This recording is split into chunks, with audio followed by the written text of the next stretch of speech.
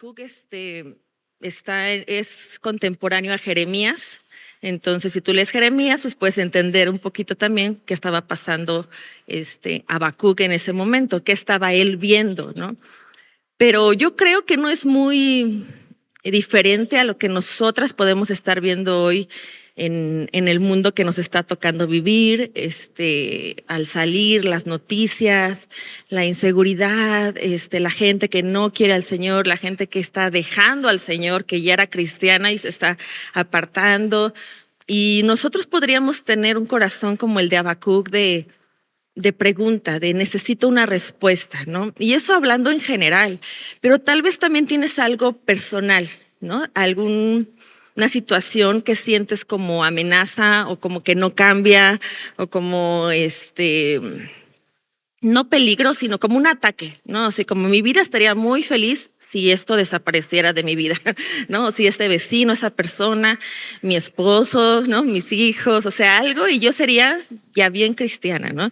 Y a veces he escuchado como comentarios y yo misma probablemente en algún momento me he sentido así, ¿no? Como que Dios no ve o a veces pareciera que Dios es hasta cruel, ¿no? O sea, como lo que está pasando, dices, ¿en serio, Señor? O sea, me pasa esto a mí y tengo que estar en este lugar donde me recuerda algo y tendemos a tener una imagen equivocada del Señor. Y yo creo que Habacuc ahí estaba un poquito con una imagen equivocada del Señor. Por eso, las primeras preguntas que él se hace en el capítulo 1, de hecho, el comentarista Wiersbe dice que el capítulo 1 es como ver, pero como lo terrenal, ¿no? Y entonces, como aquí abajo. Y pues ver solo abajo, en Eclesiastés, en Colosenses, pues vemos que eso pues llega a darnos desánimo, ¿no? Depresión, preguntarnos como qué sentido tiene seguir haciendo lo que hago si esto no cambia, ¿no? Probablemente si eres una esposa que tiene un esposo inconverso, ya dices, ¿ya para qué? O sea, como que ya es una lucha que ya estás a lo mejor cansada, ¿no? Y Habacuc le dice a Dios, ¿por qué me haces ver lo malo y no haces nada, ¿no? Y de por qué me haces ver es como, ¿de quién es la culpa?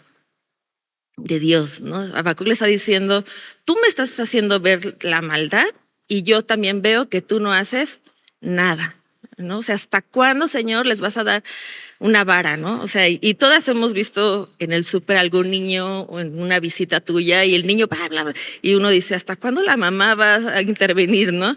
Y un poquito es ese sentido, ¿no? Donde Habacuc probablemente está en una posición de yo no soy como ellos, ¿no? O sea, yo no soy como esa mamá que si yo fuera ella le daría, le diría, y entonces por eso se anima a cuestionar al Señor de esa manera. Y Dios en su misericordia, o sea, porque la verdad es que yo le diría a Habacuc, ¿no? Y luego así como hormiguita y el que sigue, ¿no?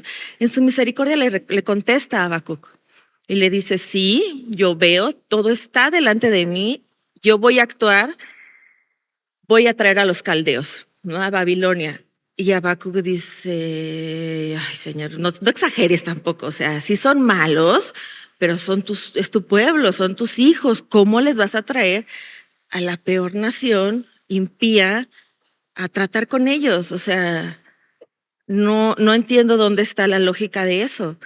Y Habacuc le dice al Señor, no entiendo y necesito que me contestes, ¿no? ¿Por qué Babilonia, no?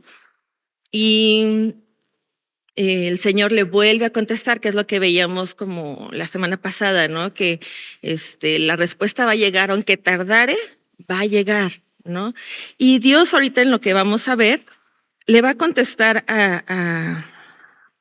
le va a decir a Habacuc, sí voy a usar a Babilonia, no por justa, sino porque de alguna manera es la que me sirve ahorita para juzgar a mi pueblo.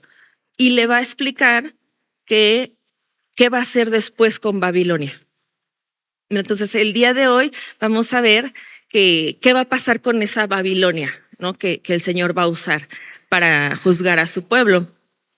Y Habacuc pues tenga como consuelo de por qué va a usar a Babilonia. Y antes de que me olvide, les comento que Sí estuvo el pueblo 70 años, me parece, en Babilonia. O sea, sí fue un trato duro del Señor. O sea, cuando llegó a Babilonia no llegó de, vine por ustedes porque Dios dijo que me los lleve.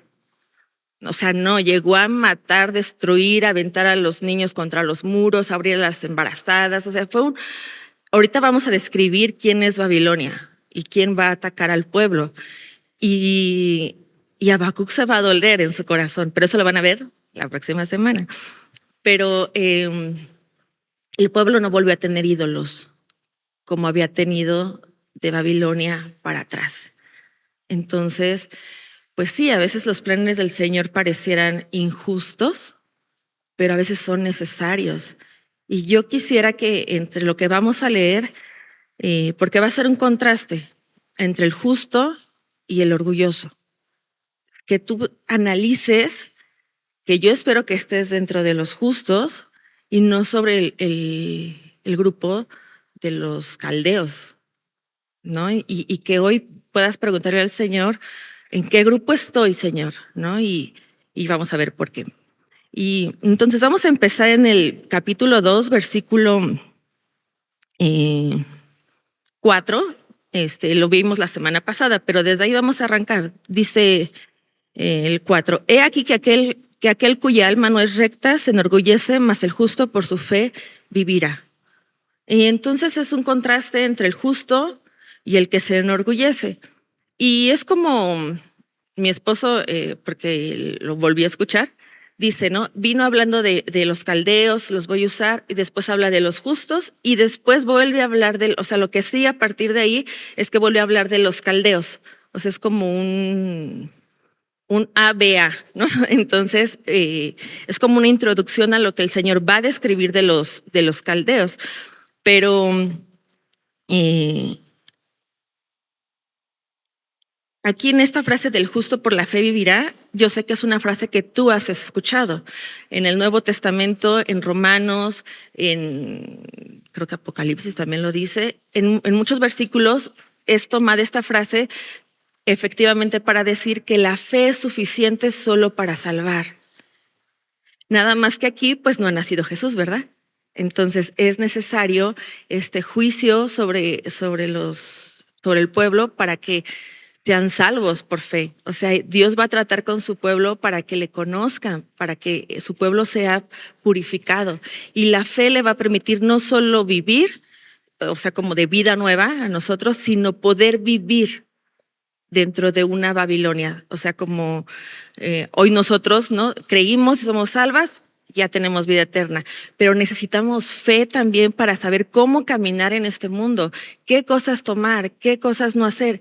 Y eso nos dará vida por fe, o sea, justo por la fe vivirá. ¿Sí me explicó? Entonces, es ese contraste, contrario a aquel cuya alma no es recta, se enorgullece. Y vamos a empezar ahí sobre el que su alma no es recta, dice el versículo 5.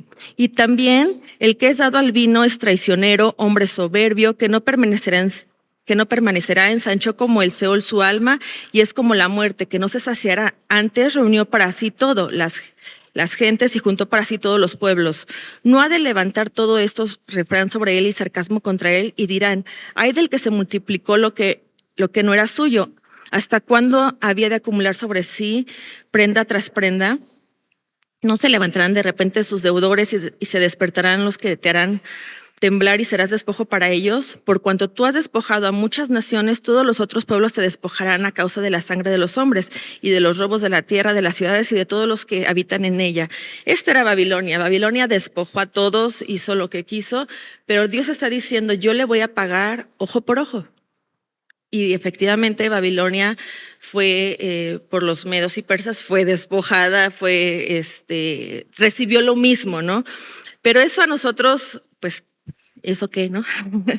Y esto de dado al vino, porque dice, ¿no? Se dio al vino, se dio a eso, pues habla básicamente de como ese gozo que de hecho la Biblia lo menciona como no tomes vino, antes sé lleno del Espíritu Santo, ¿no? Hace un contraste. Y nosotros tenemos que diferenciar de dónde viene nuestro gozo. Nuestro gozo viene de estar haciendo pecado o nuestro gozo viene de caminar en el Espíritu Santo, porque las dos cosas va a traer consecuencias, ¿no? Y el deseo de poseer, ¿no? O sea, este pueblo era codicioso, o sea, no es que le faltaba tierra o le faltaba gente o le faltaba, no. Babilonia simplemente quería comer gente, sangre. Él les decía que describe cómo, si leen todos los profetas, van a ver detalles de cómo iba a ser esta invasión y es muy doloroso. O sea, la verdad es que es muy cruel. Entonces, nosotras podemos estar viviendo de esa manera, por tener lo que queremos, por tener nuestros sueños, por obtener lo que queremos, podemos estar arrasando con la vida de los demás sin darnos cuenta, por esa codicia, por esa deseo de estar, sentirme bien, ser feliz, yo ser feliz y no encontrar nuestro gozo en el Señor, en el Espíritu Santo. Me regalarían tantita agua, no sé dónde está gracias, perdónenme la interrupción. Y entonces en el versículo 9 son como unos ayes, pero no como de, ay, pobre, babilonios, ¿no? Sino es como si fueran cachados, ¿no? Como, ay, mira lo que estás haciendo, ay, mira. Entonces describe un poquito qué más tienen ellos. Dice versículo 9, hay del que codicia injusta ganancia para su casa, para poner en alto su nido, para escaparse del poder del mal. Tomaste consejo vergonzoso para tu casa, asolaste muchos pueblos y has pecado contra tu vida, porque la piedra clamará desde el muro y la tabla del el enmaderado le responderá. Pues sí, es un pueblo que construyó su imperio sobre la vida de otros, por codicia, por codicia. Y dice la palabra en esos textos que aún los muros van a hablar, ¿no? O sea, lo que veas va a decir como si la casa dijera codicioso, codicioso, codicioso. Todo lo que hay en tu casa dijera que eres una codiciosa. Y qué fuerte, ¿no? O sea, qué fuerte que todo lo que puedas tener hable de ti que eres codiciosa y no que seas agradecida con el Señor. Gracias, Pinto.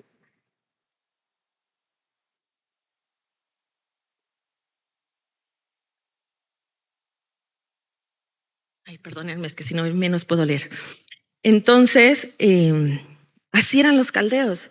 Y la pregunta es, ¿cómo estamos nosotras? ¿No? ¿Cómo estamos en el tema de la codicia? ¿No? Dice que es no recuerdo ahorita quién lo dijo, pero dice es el maldito deseo de poseer.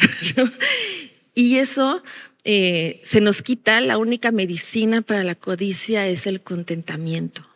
Y dice Pablo que él aprendió contentamiento. Entonces es necesario que nosotras nos pongamos como tarea aprender a contentarnos, no como de consuelo de tontos, ¿no? Así de, bueno, pues es que ya tengo esto, porque pues yo no tengo una enfermedad, ¿verdad? Yo no tengo cáncer, pues yo tenía que estar agradecida, sí, pues sí, porque eso no es contentamiento, sino que Filipenses 4, 6 y 7 nos dice que por nada estemos afanosos, ¿no? Sino sean conocidas nuestras peticiones delante del Señor con toda oración y ruego con acción de gracias.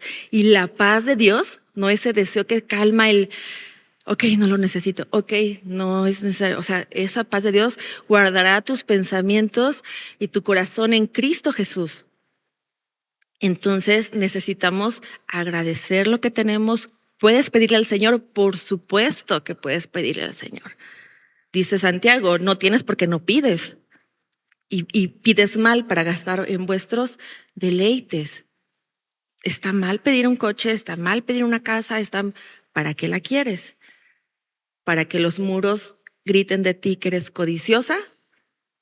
¿O porque simplemente quisieras que tus hijos tuvieran un padre? O sea, tu deseo es solo pensar en ti misma, incluso un deseo piadoso como que mi esposo sea salvo. ¿Para qué? ¿Para que deje de molestarme? ¿Para que pueda yo entonces pedirle lo que yo quiera? ¿O porque se va a perder? Y ahorita vamos a hablar un poquito de eso. Entonces necesitamos diferenciar qué estamos codiciando y necesitamos aprender contentamiento. Y las que son mamás a lo mejor podrán identificarse que a veces le dices a tu hijo, no, mamá, pero cómpramelo y se acaba en una hora esta promoción y tú, no. Y tu hijo tuvo que aprender contentamiento. Y a lo mejor hizo berrinche, le tuviste que enseñar con una vara, o a lo mejor solo lloró y le consolaste, o tu hijo dijo, está bien, entiendo lo que dices, que no lo necesito, que es dinero que se pierde. Ok, mamá, lo entiendo, ¿no? Pero aprendió. Nosotros necesitamos aprender todo lo que nos mueve a desear, a codiciar, llevarlo al Señor y aprender a contentarnos con la voluntad del Señor, con lo que Él diga, porque a veces va a ser un no todavía, pero hasta eso, esa respuesta nos molesta. Queremos tener el control. Y dice el versículo 12, hay del que edifica la ciudad con sangre, del que funda una ciudad con iniquidad. ¿No es esto de Jehová de los ejércitos? Los pueblos pues trabajarán para el fuego, las naciones se fatigarán en vano. Y aquí habla de que Babilonia sí, o sea, construyó con sangre, ¿no? Pero todo que terminó con fuego. O sea, todo lo que hizo Babilonia, su estatua, todo, que terminó en cenizas. Y a nosotros nos va a pasar igual. Decía mi esposo, ¿no? Esto de edificar la ciudad con sangre, a lo mejor ahorita literalmente no estás matando a alguien, espero que no, para obtener algo, ¿no? Pero sí a lo mejor estás, por decir algo, por un trabajo, por una superación personal, por algo estás matando el tiempo de estar con tus hijos, el tiempo de estar con tu esposo, el tiempo de venir a instruirte en la iglesia, el tiempo, o sea, estás poniendo la vida abajo de lo que tú estás haciendo. Y eso pues sí sería como construir con sangre. Y en Pedro dice que al final de los días todo va a ser quemado. Entonces es lo mismo. Estás trabajando por cenizas. Y no quiere decir que ahora seas floja y digas, ay, ¿para qué lavo las trastes si va a ser cenizas? ¿No? Sino que veas el valor real de las cosas. Hoy dice Dios, las cosas las hice para que las disfruten. Disfruta tus cosas, pero no a causa de la vida de alguien, no con sangre, no con la vida de alguien más. Y tampoco te aferres a ellas con codicia. ¿Por qué? Porque serán ceniza. En verdad, el coche que te encanta, la casa que te encanta, lo que acabas de gastar para tu bañito, todo eso será ceniza. Disfrútalo mientras es sólido y no es ceniza. Pero espera, porque hay un futuro mejor, que es donde vamos a ver, dice el versículo 14, porque la tierra será llena del conocimiento de la gloria de Jehová, como las aguas cubren el mar. O sea, sí va a haber le dice Dios a Habacuc, o sea, sí va a haber un cambio, o sea, sí va a haber algo bueno. Y ahorita vamos a regresar a eso. Dice otro hay, el versículo 15, hay del que da de beber a su prójimo, hay del que el que le acerca tu hiel y le embriaga para mirar su desnudez. Te has llenado de deshonra, más perdónenme, es que casi no veo, más que de honra, bebe tú también y serás descubierto. El cáliz de la mano derecha de Jehová vendrá hasta ti y vómito de afrenta sobre tu gloria, porque la rapiña del Líbano caerá sobre ti y la destrucción de las fieras te quebrantará a causa de la sangre de los hombres y del robo de la tierra, de las ciudades y de todo lo que en ellas habitaban.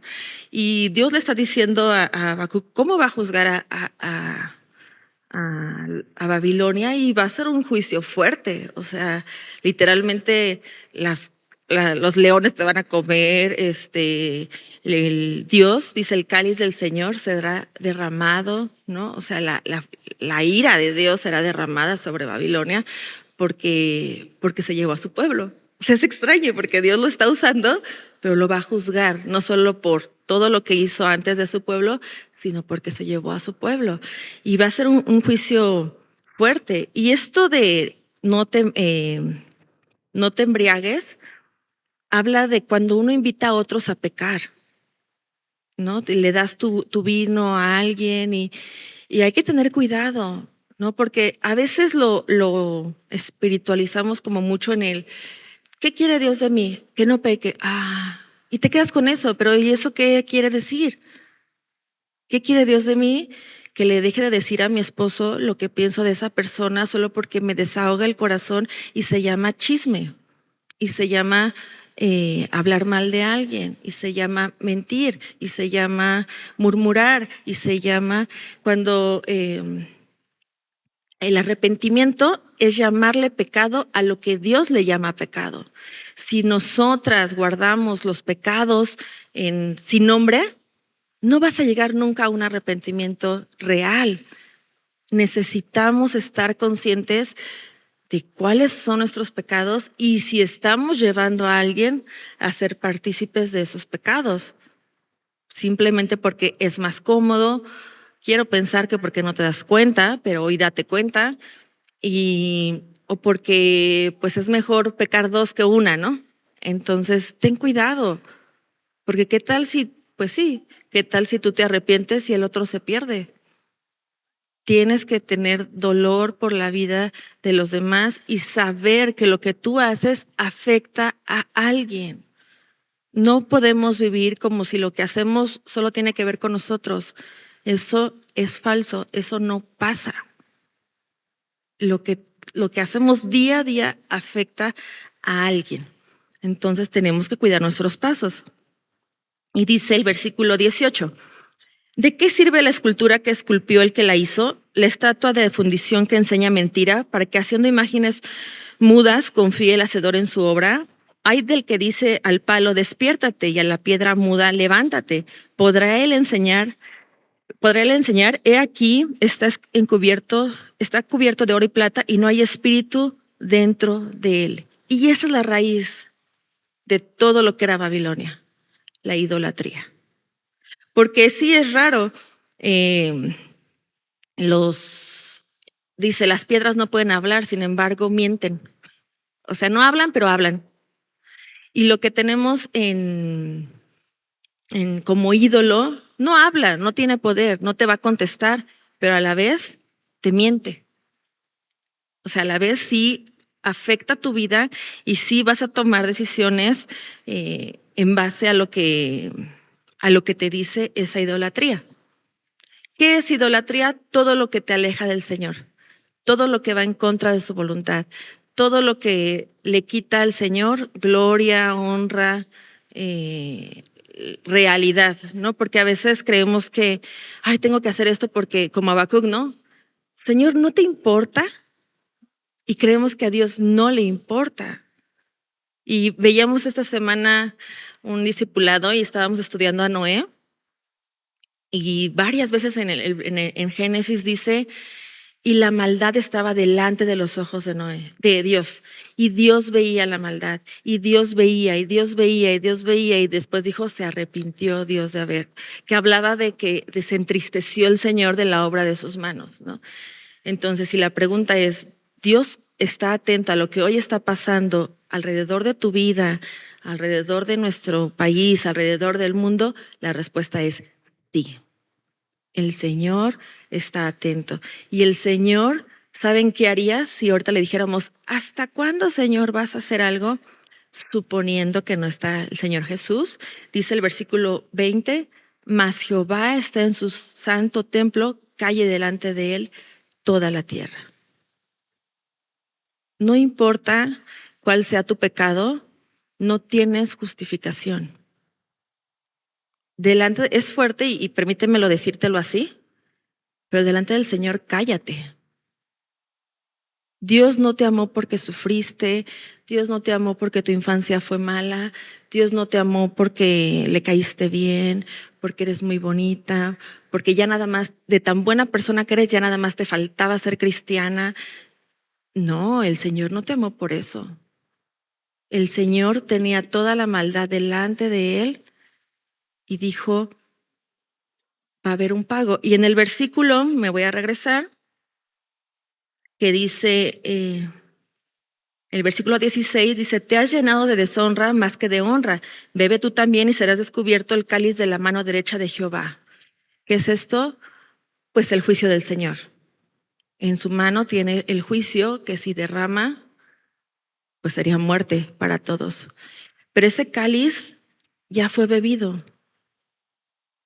O sea, hoy quiero decirte, primero que te analices, y si eres Babilonia, cállate. El Señor está en su templo y te va a juzgar. Y no hay algo que tú puedas hacer para que eso no pase. Más que creer que ese cáliz ya fue bebido. Jesús le dijo, Señor, pasa de mí esta copa, pero no se haga tu voluntad, no se haga mi voluntad, sino la tuya. Y el Padre le dijo, no hay otra manera. Y Dios usó, es raro, ¿no? Dios usó algo malo, como Babilonia, para algo bueno, digamos, ¿no? O sea, acabar con la idolatría de su pueblo. Entonces, qué peligroso, ¿no? Porque a lo mejor tú estás siendo usada por el Señor, pero como Babilonia. Entonces necesitas analizar si tu vida está bien delante del Señor. ¿Dónde más Dios usó algo malo para algo bueno? La cruz, donde Dios derramó esa copa de ira. La cruz usó un instrumento horroroso para que Jesús, el cual no hizo pecado, por nosotros se hizo pecado, murió, y es ahí donde el Señor derrama toda su ira sobre él, toda esa copa que Babilonia tenía que beber, nosotros teníamos que beber, Noé tenía que beber, toda esa copa fue derramada en Jesús, y Jesús dijo, consumado es, pagado por completo. Y nosotras necesitamos creer eso. El justo por la fe vivirá. Y necesitamos creer que eso es real. Estamos llenándonos de mucho mundo. No améis las cosas que están en el mundo, dice el Señor. Los deseos de la carne, la vanagloria de la vida, sino por las misericordias de Dios sean transformadas. Romanos 12, 1 y 2. Yo sé que muchas se las saben aquí, porque llevas años tratando de instruirte para conocer al Señor. Y ¿sabes qué? Haces bien, y haces bien de estar aquí. ¿Por qué? Porque dice el Señor que tenemos vida eterna, y la vida eterna es que lo conozcan a Él, a Jesús. ¿Y cómo le vas a conocer si no es que alguien te explique? ¿Cómo le vas a conocer si no abres tu Biblia en casa? Y yo sé, y yo sé que en Semilla tenemos, por decirlo así, una doctrina, ¿no? De tu devocional diario en la mañana, pero no se refiere a eso. Porque puedes estar en tu devocional diario y estar caminando en la carne, estar caminando en orgullo, estar caminando en codicia, incluso creerte más, porque tú no llevas 14 días seguidos, tú llevas 30, 60. Cuidado. ¿Quiénes eran, cómo los describe el Señor? Como soberbios y orgullosos. Dios resiste a los soberbios y da gracia a los humildes. ¿Qué es la gracia? Pues ese valor, o sea, ese regalo inmerecido del Señor, que no solo nos dio en la cruz, que si nosotros creemos en el Señor Jesús, somos perdonados. Y sí, el Señor te ve como si no hubieras hecho nada. No porque se olvida, sino porque su copa fue derramada en Jesús, esa copa de ira. Sí la recibió Jesús. Sí, lo que tenías en tu mente que estás haciendo mal, Jesús lo paga. Pero está en nosotros el creer que eso es posible y que somos nuevas criaturas, que las cosas viejas pasaron, que tenemos la capacidad de caminar distinto por fe. Soltar nuestra vieja naturaleza, dice revestidos, la palabra en todas las cartas de Pablo dice despójate, revístete. Y nosotros queremos maquillar lo que éramos. Es que yo así aprendí, es que me costó ser así, es que mis pestañas me las quemé como para tirarlo a la basura, es que, y queremos justificar muchas cosas. La respuesta es cállate, Dios está en su templo, pero ya no con esa copa. Estamos en este punto de gracia donde Dios te extiende la mano y te dice, hoy ven, le decía a Pablo, ¿no? Deja de darte cosas contra el aguijón. O sea, deja de resistirte. Hoy Muere a ti, dile al Señor, no sé qué voy a hacer, pero creo que lo que he hecho hasta ahora es pecado y merezco muerte como Babilonia.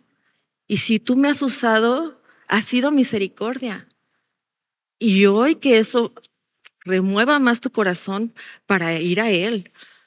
O sea, que a pesar de lo que eres, Dios ha tenido por bien usarte. Pero no te confundas. El Señor, delante del Señor, nuestra vida está desnuda. Puedes engañar a todo el mundo, a todo el mundo. Nadie te puede quitar, o sea, nadie te va a descubrir. Delante del Señor estás desnuda. A Él no lo puedes engañar. Y no es para meterte temor, pero sí, el temor del Señor es limpio. Este es Dios. Dios es fuego consumidor. El Señor mandó un diluvio. El Señor destruyó una ciudad completa por sus obras. El Señor mandó a su pueblo a Babilonia por sus obras. ¿No le importa al Señor? Le importa tanto que entregó a su Hijo para morir por nosotros. O sea, podrías decirle, ¿no te importa, Señor? Le importa todo. ¿Cuánto todo? Entregó a su Hijo. ¿No te importa, Jesús? Le importa. Dice que nadie le quitó su vida. Él la puso. Por el gozo puesto delante de él, soportó el oprobio. A Dios le importas. No eres una masa de gente. Dios sabe tu nombre, Dios sabe lo que estás viviendo, Dios sabe lo que estás padeciendo, Dios sabe lo que te duele, la injusticia, el dolor, el pecado de lo que llegues a ver. Incluso si has perdido hijos en el pecado, esposos, o por tu pecado has perdido todo, al Señor le importa. Y sabes qué, en el versículo 14 dice, porque la tierra será llena de conocimiento de la gloria de Jehová como las aguas cubren el mar. Las profecías tienen un cumplimiento en su tiempo, pero también tenían un cumplimiento futuro. Te digo algo, un día el conocimiento del Señor será completo, como las aguas cubren el mar. No hay, o no sé si a ti, pero yo nunca he llegado al mar sin que me siga imponiendo el mar. De verle decir, sigue siendo grande. Todo mengua. Hay una canción de Pedro Guerra que me encanta, porque dice que va a la casa de la abuela y la mesa está chiquita, ¿no? Y la silla está más pequeña y el patio que veía enorme es pequeño y empieza a describir todo y dice, solo el mar es igual, profundo y azul, ¿no? Más grande que yo, más grande que tú. Y así va a ser el conocimiento del Señor. Pero ¿saben cómo? Vamos a, eh, déjenme ver 9 porque ni siquiera aquí. Segunda de Corintios 4:6.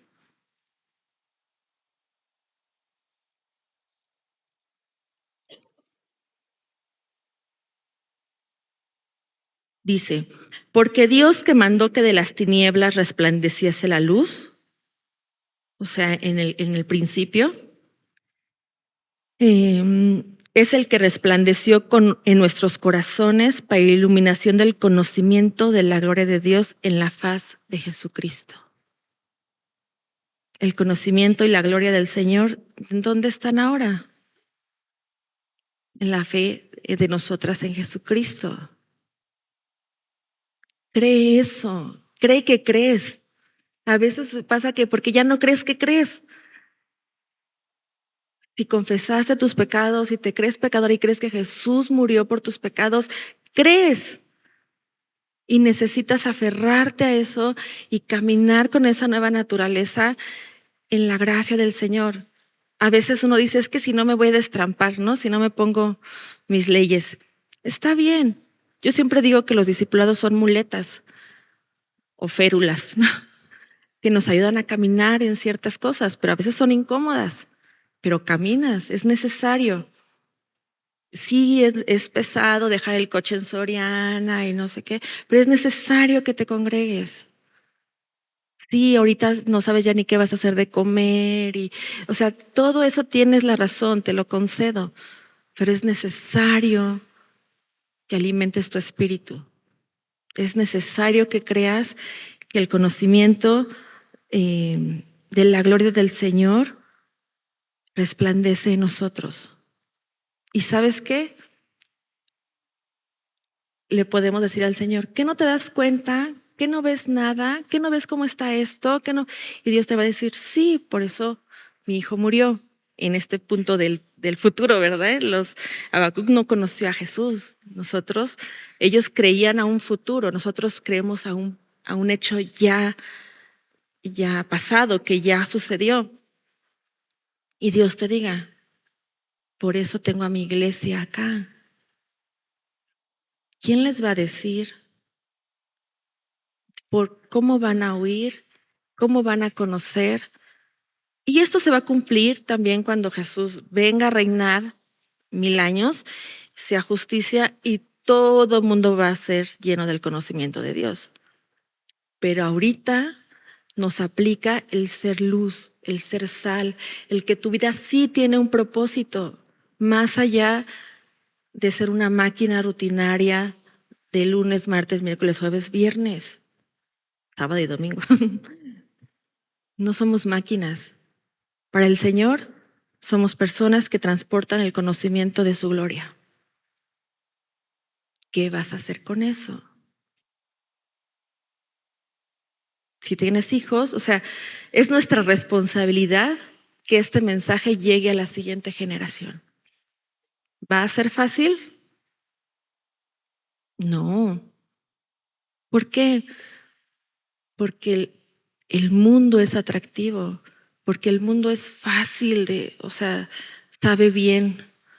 Y porque el mundo te dice que el que hoy tú hagas eso es una pérdida, es un desperdicio, es basura, es tonto. Y tú te puedes creer esa mentira o puedes creer que en verdad el justo por la fe vivirá.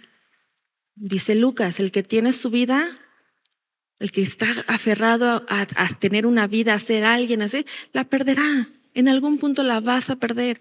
Algo vas a hacer o algo van a hacer para que se arruine. Pero el que pierde su vida por causa de mí, ese la hallará. Así que toma tu cruz cada día y sígueme, dice el Señor. ¿Y cuál es la cruz? Aquellas cosas que tú puedes controlar. Una enfermedad no la puedes controlar, no es tu cruz. Tu cruz es que a pesar de la enfermedad tú puedas decir, mi Dios es grande, mi Dios es bueno, para Él sea la gloria siempre. No entiendo tu palabra, no entiendo tu voluntad, no entiendo qué va a pasar. Una cosa sé, tú eres real, tú estás en tu trono, tu Hijo es real, murió por mis pecados y yo te voy a ver. Y esto ya no va a doler. Y esta codicia ya no va a existir. Y este enojo ya no va a existir. Y pon tus ojos arriba. Y es lo que Habacuc ve. Y su respuesta la van a ver en el capítulo 3. Pero hoy, llévate eso. Yo espero que hayas identificado un pecado. Te digo algo, hoy arrepiéntete aquí, ya, ahorita. Y recibe del Señor la vida. Pensé que era yo porque siempre dejo mi teléfono. Recibe la vida. Dice, mi yugo es fácil, ligera mi carga. ¿Estás cansada? Ven. El Señor tiene infinidad de versículos para decirte, esto te angustia, ven. Y por otro lado, no te engañes, no te voy a preguntar nada ni va a haber un escáner aquí afuera ahorita que salgas, pero no porque Dios te use, midas tus pasos en eso. Tus pasos mídelos a la cruz, porque por gracia somos salvos por medio de la fe, no por obras para que nadie se gloríe. Nada de lo que tú hagas por el Señor te da salvación más que arrepentirte de eso que no quieres dejar de hacer. ¿Y les parece si oramos? Señor, gracias porque pues yo creo que no las quiero incluir, Señor, pero yo soy Babilonia, Señor. Y tú me rescataste de ahí, Señor. Y yo no quiero, Señor, regresar nunca más a ser así, Señor. Construir mi vida a causa de la vida de otro, Señor. Y pisotear la vida de otro, Señor. Dice tu palabra que Eva se llamó así porque era dadora de vida. Así la veía su esposo, Señor. Y yo te quiero que seamos eso, Señor, Evas, dadoras de vida, dadoras de esperanza, refugio para el perdido. Que no nos indigne el pecado, que nos duela, que podamos sentir que esas personas que hacen el mal simplemente es porque te necesitan. Y ayúdanos a hacer luz, a hacer luminares, a tener nuestras rodillas rotas de orar por ellos. Ayúdanos a ser activas, Señor, aunque sea un minuto. Que sea, si todas oráramos un minuto, Señor, cubriríamos días completos de oración.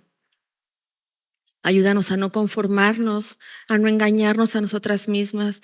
Ten misericordia de nosotras, Señor. Sabemos que estás en tu templo, sabemos que tú eres justo, sabemos quién eres, Señor, y hoy te tememos. Podrías con tu dedo aplastarnos, Señor. Y sin embargo, soportaste la muerte de tu Hijo. Tuviste el valor de derramar tu ira sobre Él para que nosotras podamos ser salvas, para que nosotras no tengamos que pagar lo que Babilonia pagó. Cada cosa que está escrita aquí pasó y cada cosa que está escrita va a pasar, Señor. Yo te pido que ninguna de las que estamos aquí sean de las que van a apostatar en los últimos tiempos por ser guiadas por filosofías y huecas sutilezas, Señor. Y te pido que aquellos que se han apartado por esas filosofías, tú los traigas, Señor. Todavía hay tiempo, Señor. Todavía pueden regresar a la verdad. Tú hablabas de los soberbios y de los justos. Líbranos de la soberbia, Señor. Líbranos de ser orgullosas. Ayúdanos, Señor. Te necesitamos porque ni eso sabríamos hacer. No sabríamos cómo no hacerlo. Pero creemos que tú tienes el poder para hacerlo en nosotras, Señor. Haz de nosotras mujeres nuevas, mujeres que resplandezcan en belleza de tu gloria y de tu conocimiento, Señor. Que todo puedan dudar de nosotras, menos de que te conocemos, de que nuestra fe es real y nuestro Dios es real. Danos fuerza, Señor. A veces ya no podemos. Danos fuerza porque a veces nuestra mente nos engaña, nuestros ojos nos engañan, nuestro corazón nos engaña. Acuérdate, Señor, que somos polvo y ayúdanos, Señor, a caminar en piedad, Señor, a aferrarnos a tus promesas, a aferrarnos a tu palabra, recordar todo lo que hemos estudiado todos estos años, Señor, o estos días, si tenemos días de conocerte. Grábalo, Señor, que en vez de que nuestra casa grite codicia, grite salvación, grite esperanza, grite fe y que nosotros podamos ver eso, Señor, y caminar cada día con nuevas fuerzas, con nueva esperanza, como aquella vez que te conocimos la primera vez, Señor, donde dijimos, todo es tuyo y todo es para ti y nos derramamos, Señor, a ti. Renueva, Señor, nuestro espíritu, renueva, Señor, nuestros anhelos, nuestros sueños, nuestro servicio, nuestra vida en ti, Señor. Y Padre, simplemente, como dice tu palabra de Génesis, Apocalipsis, para la gloria de tu nombre, Padre, para que tu nombre sea exaltado, para que nadie niegue y dude de que tú eres real, Señor. Y hoy oramos esto en el nombre de tu Hijo Jesucristo, Señor, porque por sus méritos podemos hoy estar aquí y no solo enseñar, podemos escuchar, podemos creer y podemos respirar, Señor. de que esa copa no va a caer sobre nosotros, Señor. Y podemos caminar sabiendo que te agradamos por el sacrificio de tu Hijo, Señor. Gracias, Señor. Simplemente gracias por lo que tú has hecho, Señor. Y en el nombre de tu Hijo, Señor, quien tuvo el valor de terminar tu obra, Señor, oramos y esperamos en ti, Padre. Amén.